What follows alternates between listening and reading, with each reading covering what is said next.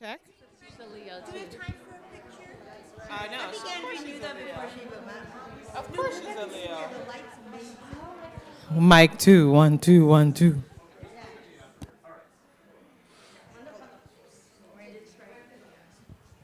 Hello, all you lovely people. Such a crowd. So good to see you. Woo-hoo-hoo! Woo-hoo! I'm so delighted to see all of you. You all let me know when it's time to go. This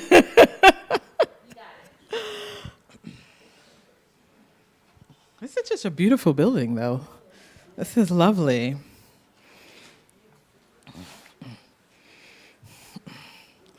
You all will be stars many times over.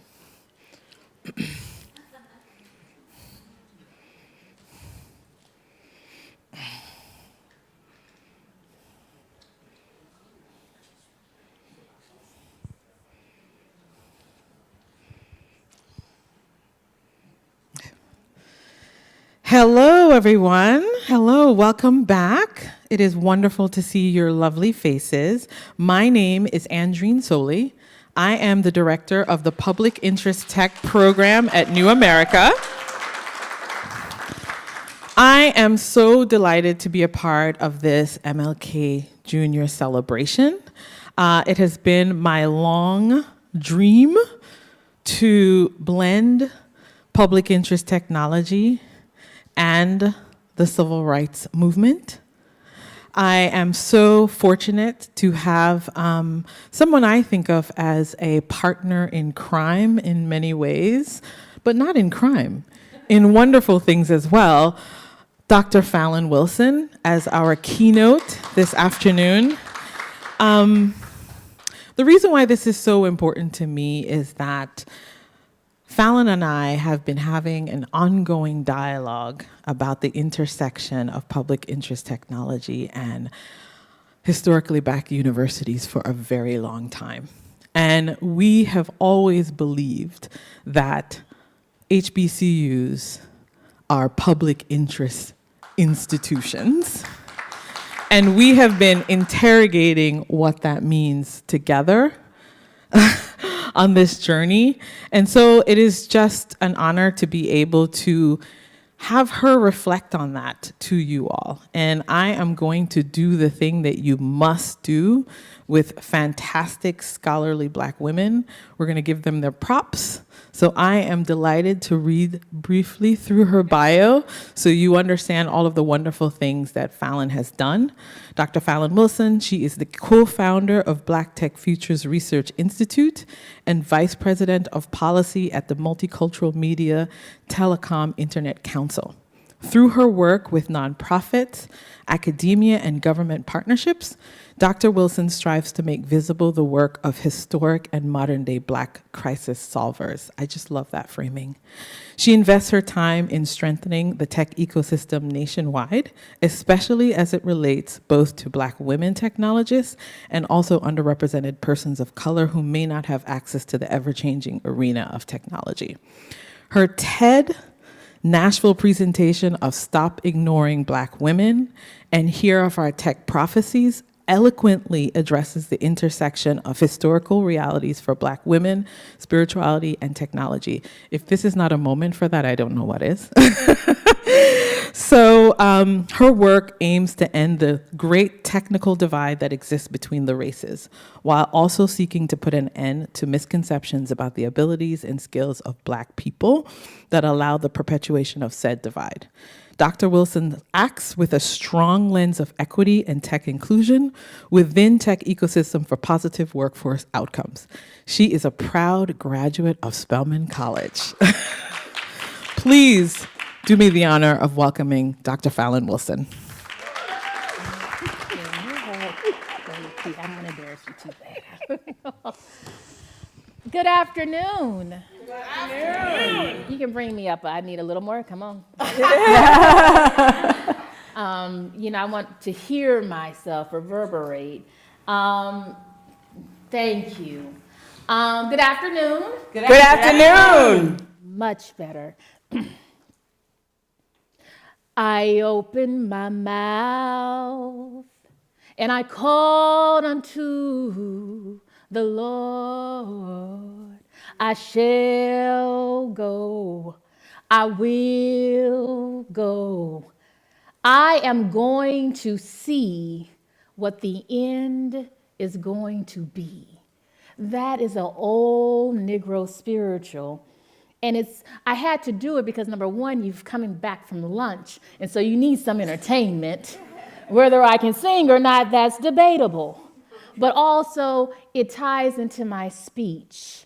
But before I get there, let me just begin by saying a heartfelt thank you to Andrine, the faithful and fearless leader of Pitt UN.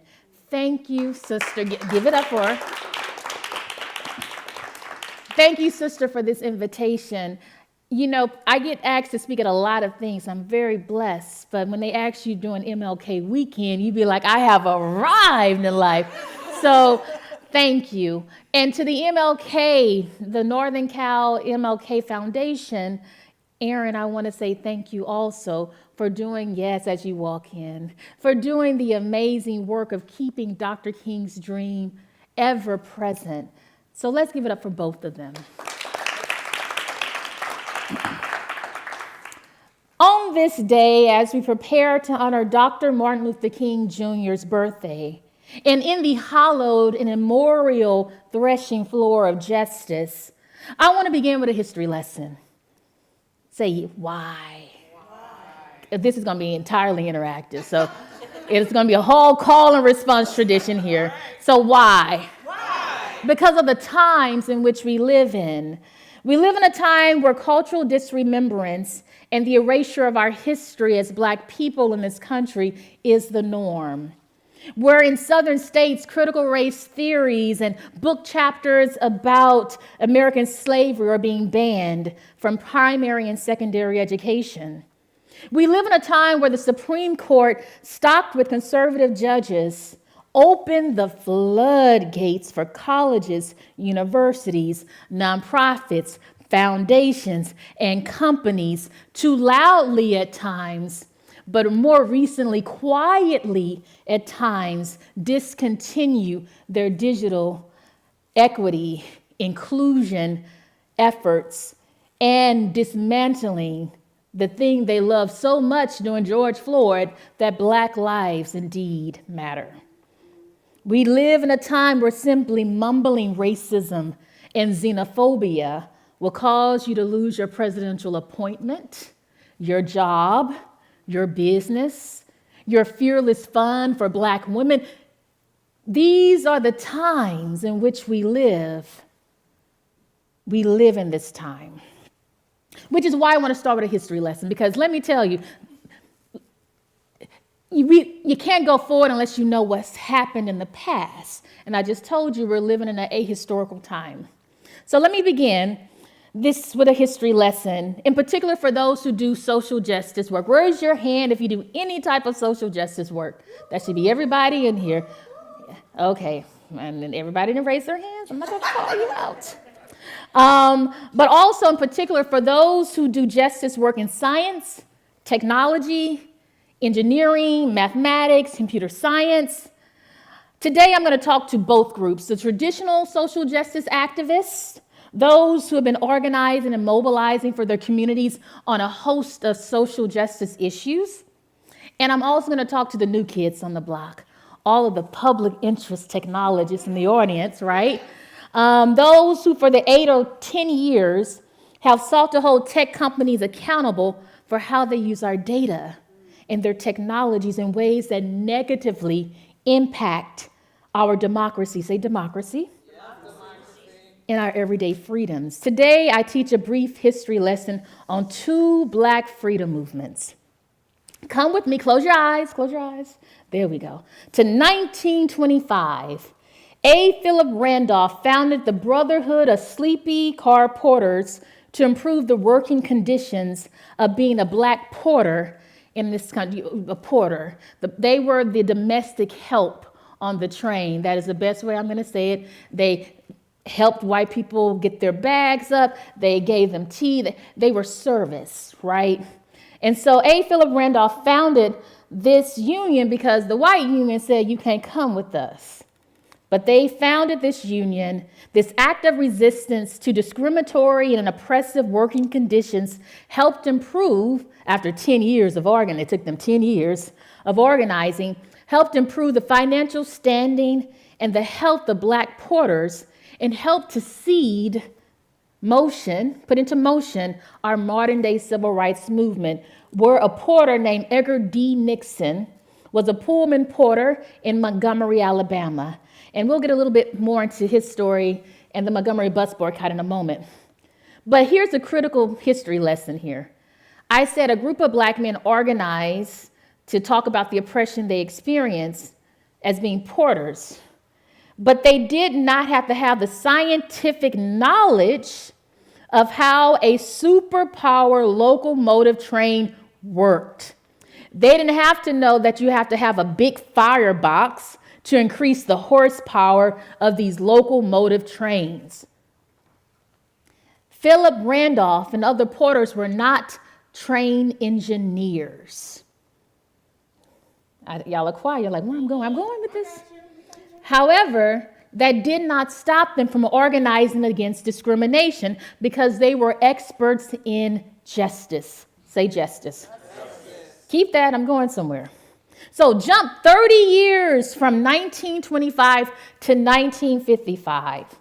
Joanne Robinson, president of the Women Political Council, under the founding leadership of Mary Fair Burks, you got to talk about all the Black women in civil rights, so I'm going to be naming a lot of folks, launched the Montgomery bus boycott.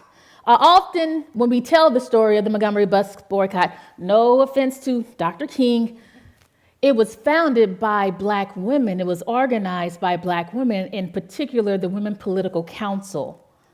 And so they, under the leadership of Joanne Robinson, with the help of the Pullman porter that helped found the sleeping car porter movement, right, 30 years prior, launched the Montgomery bus boycott, chose Rosa Parks to be the face, organized for a year, took them to court, and all of that ended discrimination on the buses in Montgomery.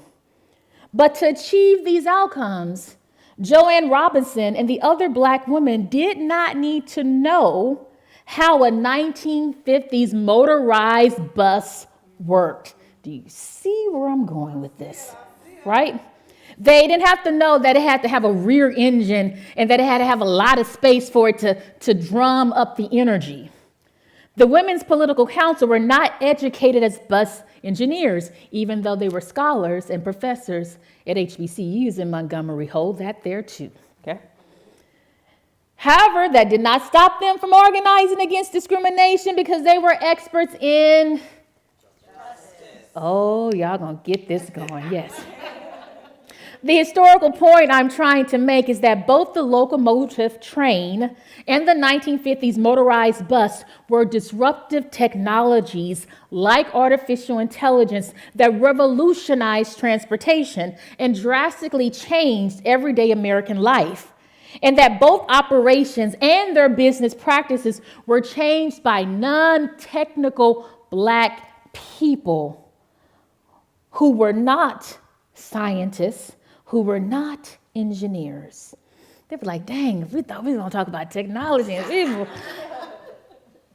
Black people altered how these technologies would treat them because they believed in justice. Oh, keep that.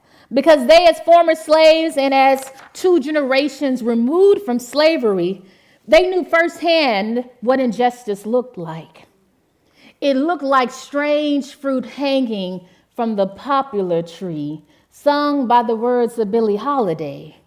It looked like hungry Black families in the rural southern counties during the Great Depression who had no help from our government. It looked like 14-year-old Emmett Till with a bludgeoned face in a child casket. It looked like and was injustice. Therefore, to the traditional social justice advocates out there who are watching me online, people who organize for all types of issues, You can completely, see, I'm about to make everybody upset. You can completely change how artificial intelligence will affect your community without having a science, a technology, a engineering, a mathematics, a data science degree.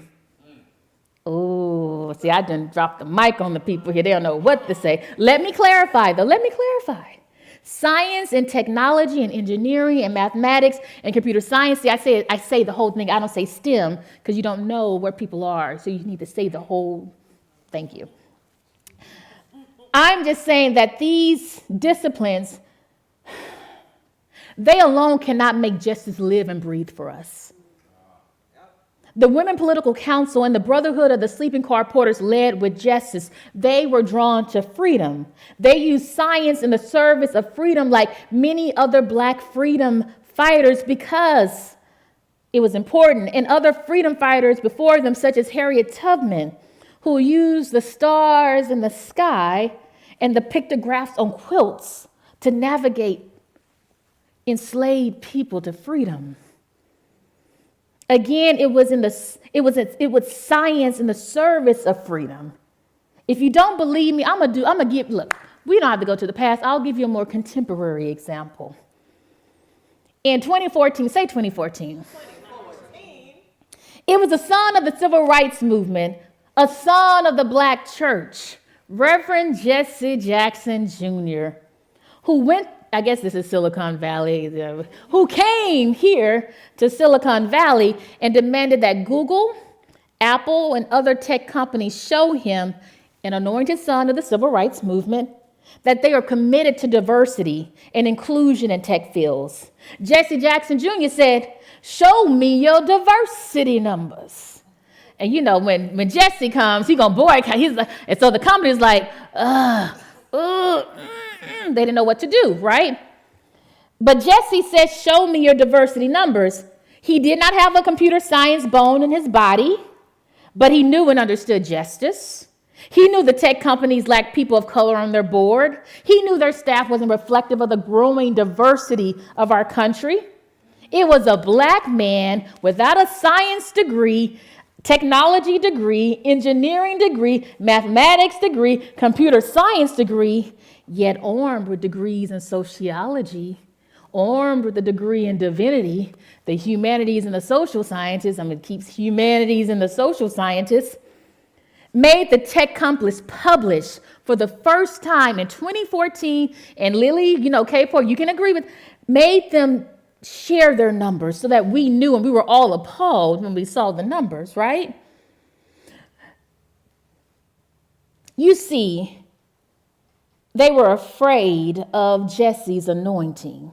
Some things are not about what you know. Some things are about the spiritual power you gain for doing justice. They were afraid of what his spirit would convict in them. The One Justice Act opened the door to tech companies, and for the last 10 years, until this recent anti-affirmative action moment, companies launched all types of ways to experiment with DEI. We had ERGs. Everyone was thinking about how to improve the numbers over that 10-year period. It was a black man of faith, a son of the civil rights movement who forced tech companies to their knees. He understood justice. He did justice, meaning every social justice advocate, once again, can be leaders in artificial intelligent futures. I'm going to need a clap on that. I told you we're going to have some church in here today.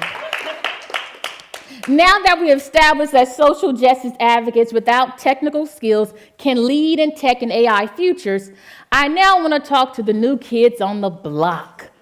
I want to talk to the public interest technologists, people who for the last 8 or 10 years who have sought to hold tech companies accountable for how they use our data and their iterative technologies to negatively impact our democracy and affect our everyday freedoms. I say this with great care, with so much love in my heart.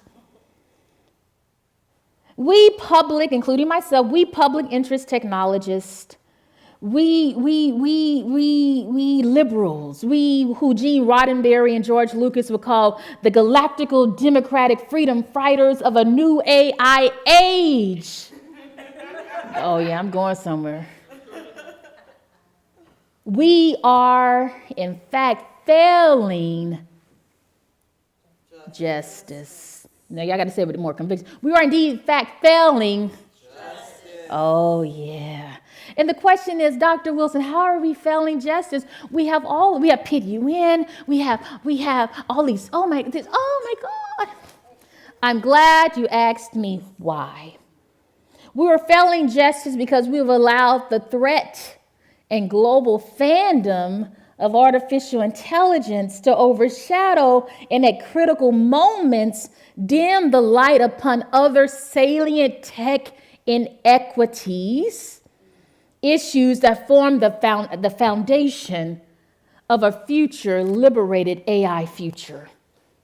What does that look like? In our discourse, and in our practice of being artificial intelligence regulation experts and practitioners and scholars, and we pat ourselves on the back, we unconsciously participate in dismissing the work of ending the digital divide in this country. Oh, now we're quiet. Our endless regulation fight against would-be tech oligarchs leaves us emotionally exhausted, which is the perfect breeding ground of presumptions. Say presumptions. We presume that everyone in this country has internet access. We presume that everyone in this country has access to a computer, not their mobile phones that black and brown people over-index on and has data caps. And I won't give into my little stump story on why that's problematic and why we allow people to perpetuate that narrative. We presume that everyone in this country has the digital literate, media literate skills to understand what it means to work alongside future AI machines. We presume. We presume that every cultural community, anchor institution within black and poor communities such as churches, say churches, libraries, and HBCUs all have high-speed internet to support the thousands of black people who live within their spaces around these institutions of what we call tech deserts. We presume the bipartisan funding of the $45 billion for the internet in this country will magically solve all the decades-long digital divide. We presume. Our weariness of daily fighting the seen and unseen AI trappings of tech bros makes us presume, when the reality is that 42 million Americans don't have high-speed internet, 31% of black Americans don't have internet, and 38% of black Americans living in the black rural belt, where the majority of black people live in this country, don't have any type of internet. So tell me, public interest technologists, tell me, galactical freedom fighters, how do you have a future AI moment when people don't have the basics, foundations for a future because they don't have internet? Where is your discourse there? Hey, we presume. And so I say this is what I say. With a weary heart and the weight of my ancestor, Dr. Mary McLeod Bethune, a black woman educator, an activist, founder of Bethune-Cookman College, great thinker, scholar, actor. I simply shake my head also, because we're failing justice, I'm going back to that. I shake my head at the number of funds created by foundations to assist AI threats, and I know I'm going to step on some toes and I may not get any funding, but it has to be said. I shake my head at the number of funds created by foundations to assist with AI threats and opportunities, and the sheer lack of immediate help and pooled funds to support states and municipalities with their digital equity plans. Our government is giving away $45 billion to end the digital divide in this country, but to actualize, to actualize the funding for communities of color who actually need it, other funding is needed to match requirements, to support letters of credit, to do cost and reimbursements from government, to hold accountable southern states who want to block the funding for urban communities where Black and brown people live to get internet. I'm gonna just stop. Let me just look up here. I spend so much time angry at LinkedIn, y'all. I just be looking at LinkedIn angry. I be trying not to be this way. Every time I see something about AI, and then I see the good people I know running, so, let's fix it, And then I'm like, can we get funding so that everyone can get internet in this country? Can we just teach simple media literacy? And now we're on the brink of the Affordable Connectivity Program, our first internet subsidy in this country, going away because our Congress can't figure out how to fund it. Help me to make the math. Come on, y'all are science. The math, a math thing today, okay? I don't understand how you have an AI future and people don't have internet. And now we have to figure out how do you unenroll 22 million people from an internet subsidy who had, okay.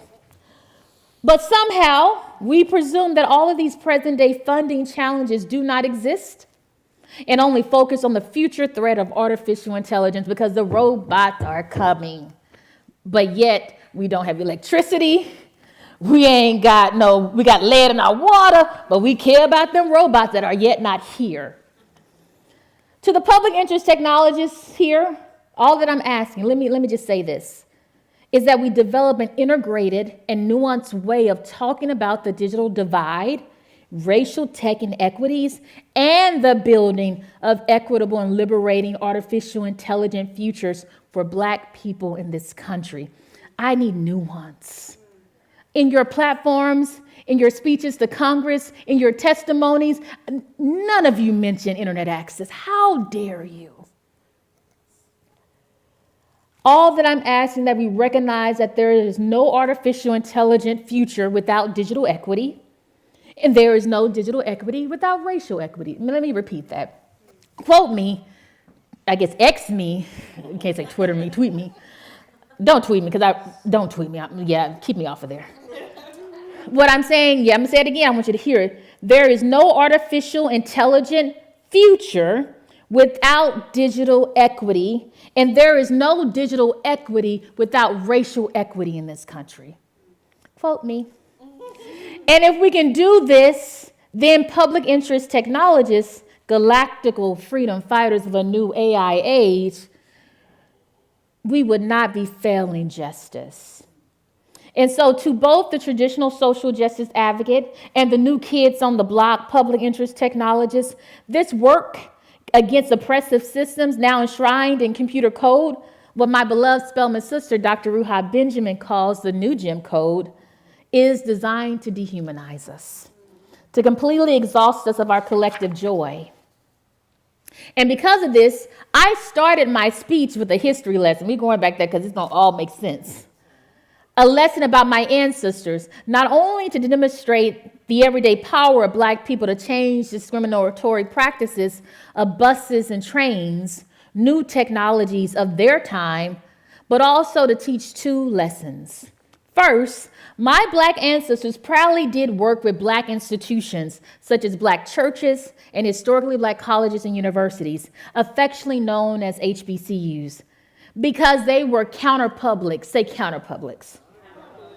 Analog 2D distributed networks that centered Blackness and loved Black people. This is an important point. You don't want to miss this. I believe in my core that in order to develop a nuanced and intersectional digital equity, artificial intelligence policy platform, I'm giving this to y'all, and a larger social movement that LaTanya talked about last night in her remarks that propels it, it will require we work and fund, say fund, Black and brown cultural and legacy institutions because this is where Black people feel honored, safe, and seen as leaders. And this is what I want to say to thank you and dream for. You are intentionally seeking how to build out this space for HBCUs, for tribal colleges, and for HSIs. It is a noble and a godly-like task to do this work because people don't seek us out. Let's give her another round of applause. But I will say this. I get why you don't want to work with HBCUs. Let me tell you why. You overlook these physical institutions of brick and mortar and only focus on saving our HBCU students, not the institutions, there's a difference, or helping the local activists and not the recreation center on the corner where they actually do the work. Because these cultural physical spaces, they look vintage. They lack the Federal Communications definition of internet. They employ draconian processes. They worship at the altar of Carl Weber's theory of bureaucracy. And they use these historic institutions are completely imperfect. Say imperfect. Complicated. Downright sticky. When it comes to supporting the pristine Black or white agenda of the progressive left. That's why you push us away, because we don't always agree with you. But we have our reasons. But mark my words, as shown in my history lesson, as it was in the civil rights movement, it will be these lumbering, not always politically woke institutions that spark and sustain a social movement for an inclusive, liberated, artificial, intelligent future, the one that Afua and others are building. It will be these institutions that come to aid at the end of the day and stay when funding runs out. Because they know justice. Because they know justice. The second reason why I started with the history lesson was to talk about how my Black ancestors called forth their faith against oppression. I opened my mouth and I called unto the Lord. Their communal faith and biblical stories of deliverance, that if God did it for Daniel in the lion's den, and if God did it for the children of Israel, then that same God, way down in Egypt land, tell, O Pharaoh, let my people go. Then surely that same God will do this for enslaved Black people, which is why Harriet Tubman is called the Moses of her people. What I'm trying to say in this moment, in commemoration of Dr. Martin Luther King Jr.'s dream in his birthday, to both the traditional activists and to the public interest technologists, is that doing this reparative work of justice in building liberating artificial intelligent futures will require some fight. Say fight. It will require some faith. Say faith.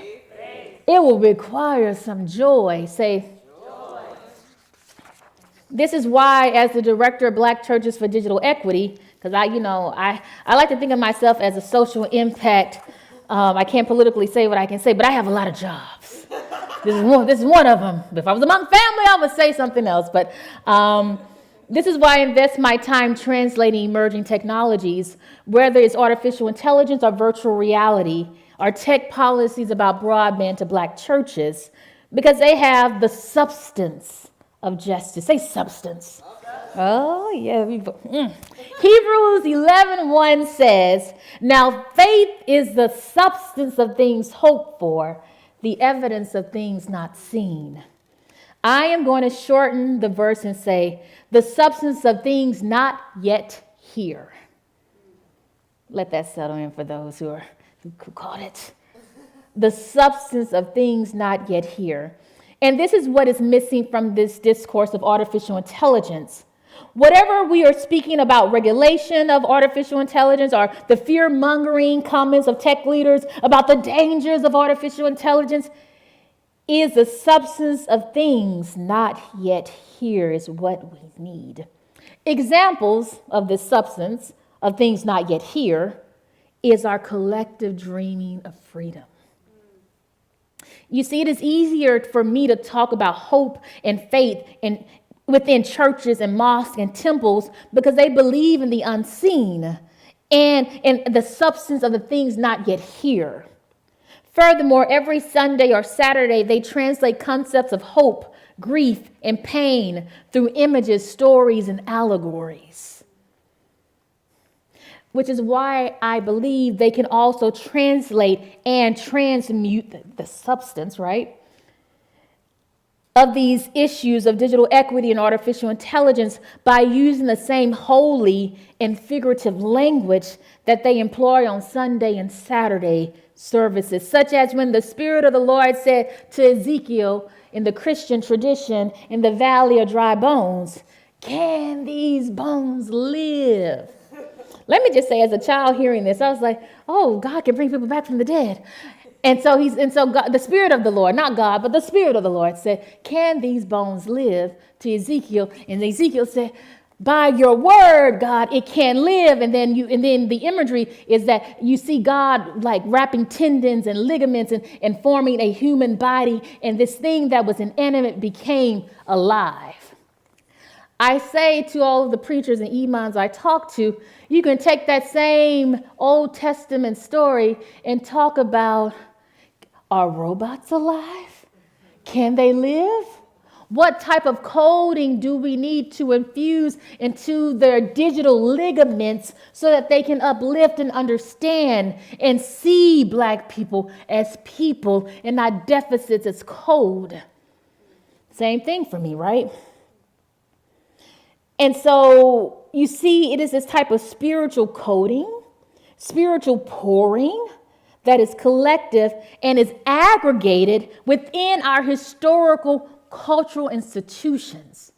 So when you only want our students and you don't want our institutions, you miss the substance of things not yet here because they're one and the same. And so for me, this is important because we need to breathe life into the coming robots, but also into us. We're tired of fighting against the would-be tech oligarchs. And also, this work can be deeply demoralizing. But we have the substance. And as my 80-year-old grandmother would say, sometimes you have to stir up your soul for the work ahead. Because this work be about freedom, this work be about justice, this work for both the traditional social justice advocate and for new public interest technologists, it is about freedom.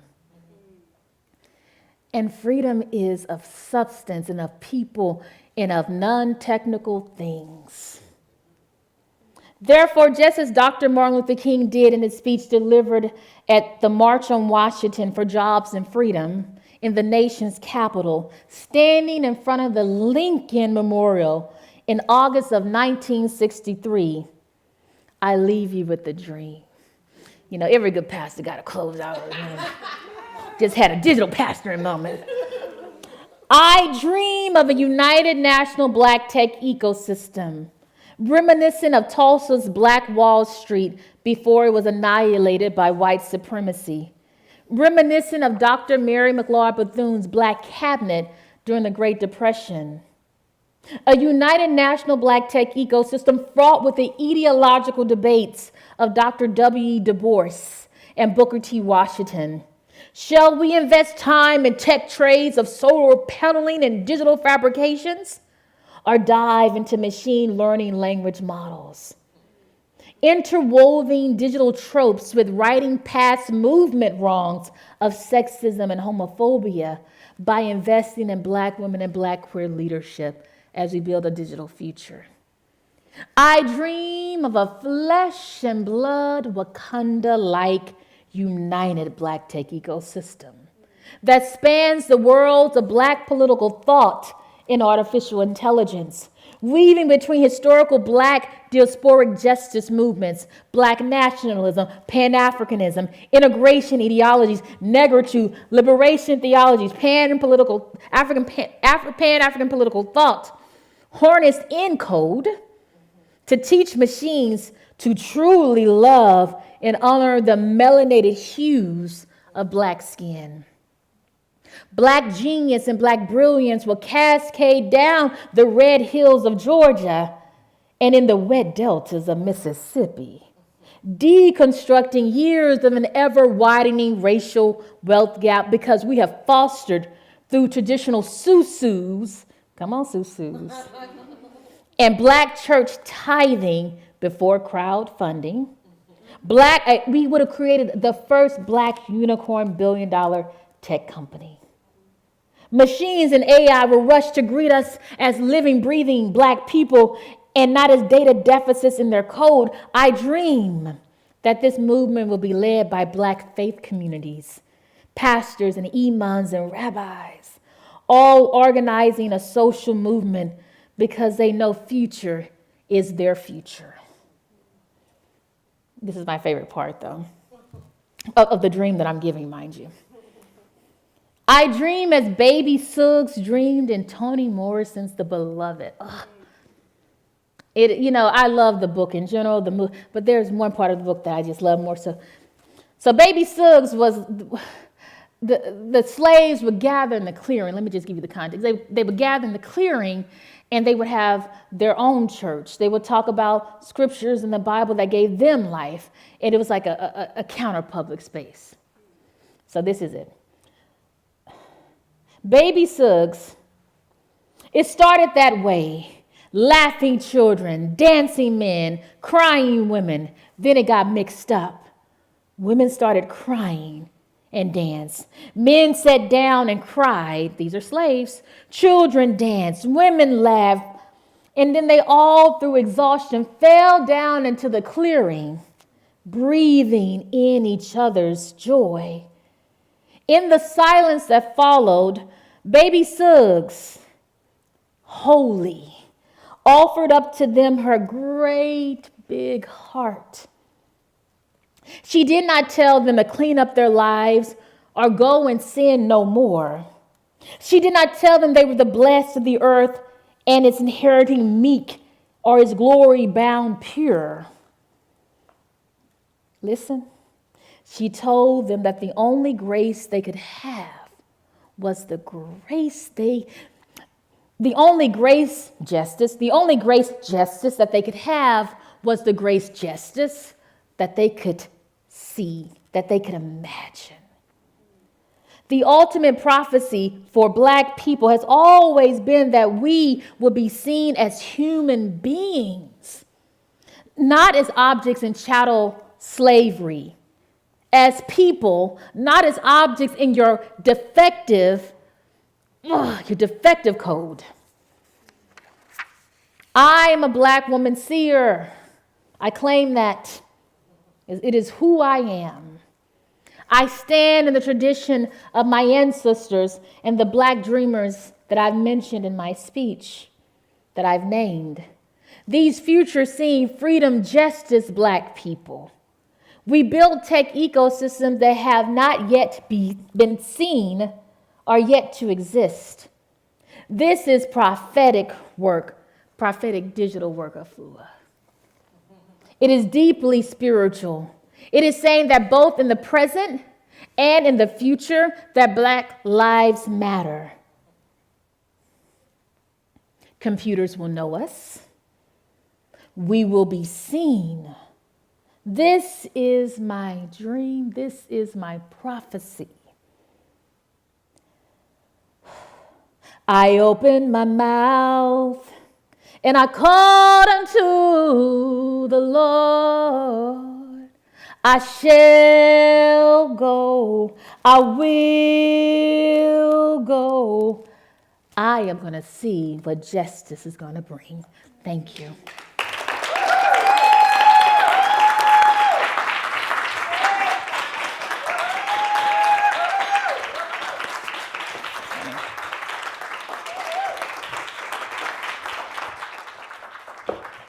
I need to sing, but I don't think I can carry a tune like you. That was enlivening. Thank you so much, Dr. Fallon Wilson, for those words, and squarely in the